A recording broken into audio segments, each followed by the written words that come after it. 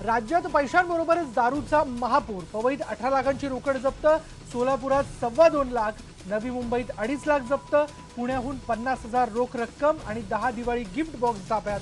परभणीमध्ये 3.25 लाखांहून अधिक किमतीची दारू जप्त।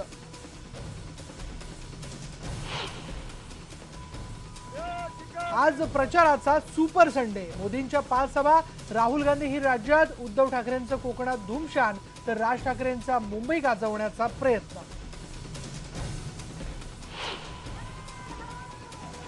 शिवसेनेच्या बांद्रा कुर्ला कॉम्प्लेक्सच्या सभेत उद्धव ठाकरे करणार महत्त्वपूर्ण घोषणा। शिवसेनेनं केलं जाहीर, जाहीरनाम्यामुळे उत्सुकता शिगेला।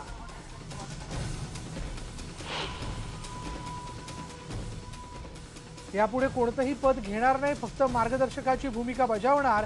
भुजबळांच्या अबकी बार शरद पवार या घोषणेनंतर पवारांचं वक्तव्य।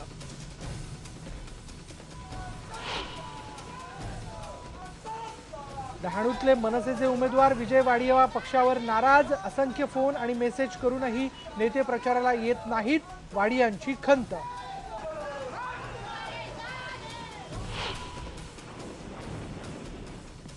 हुदहुद चक्रीवादळ विशाखापट्टणमच्या किनाऱ्यावर आदळलं। मुसळधार पावसामुळे 2 जणांचा मृत्यू। पुढच्या 6 तासात वादळाची तीव्रता कमी होण्याची शक्यता।